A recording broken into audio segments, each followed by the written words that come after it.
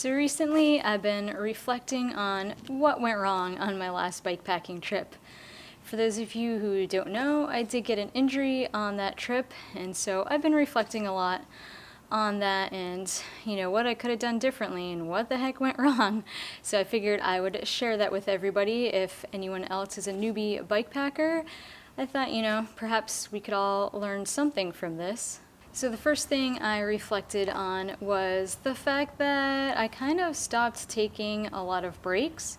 So the first few days I took a lot of breaks, frequent breaks, which included snacks and also quick, muscle breaks. But by day 3, I pretty much had stopped taking quick breaks. I think I just kind of felt like I had to keep making miles. So starting on day 3, I went like 4 hours before I took my first break in the morning, which is pretty absurd to me. For those of you who know me, I pretty much like to eat a snack at least every 2 hours, if not more often. So that's kind of crazy that I went 4 hours without taking a snack break. And that's kind of how I started going from day 3 forward. So that was probably a mistake, not paying attention to how many breaks I took. I should have taken more breaks, and I should have taken more snack breaks to fuel my body.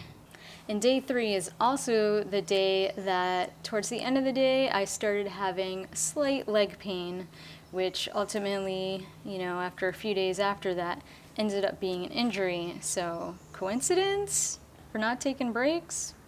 I don't know. So along those lines, I also did not pay enough attention to my nutrition. Not necessarily what kinds of foods I was eating, like lack of fruits and vegetables or anything like that, but the lack of eating throughout the day while I was cycling.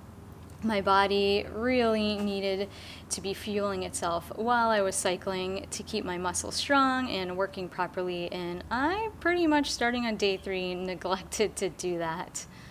I really should have been shoving food in my face often while I was riding throughout the day, and I didn't do that.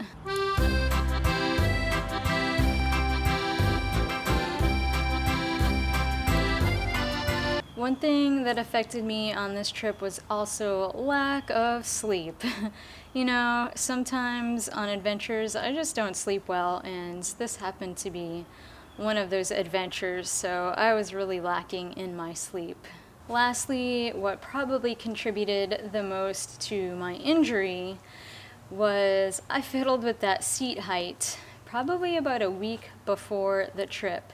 Even though my saddle height was perfectly fine for that little training bikepacking route I did a few weeks prior to the trip, I should have just kept it at that height, but no. I decided, I'm going to try putting my saddle height a little higher.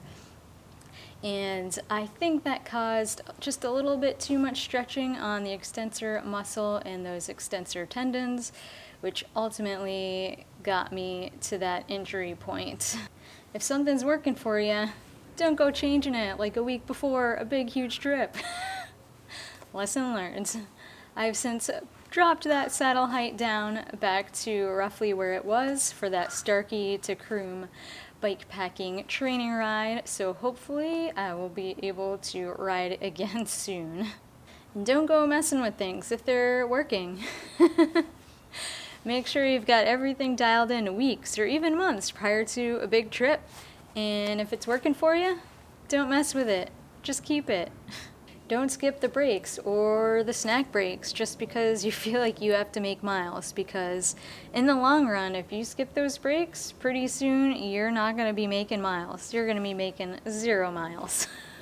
So take those breaks. Your body needs it. Even if you're going to get into camp a little late, it's probably still worth it to take those breaks. So hopefully, perhaps some of these lessons that I learned will maybe help somebody out there. I hope if it helps one person, it's worth me doing this video. So anyways, hopefully this was helpful to somebody.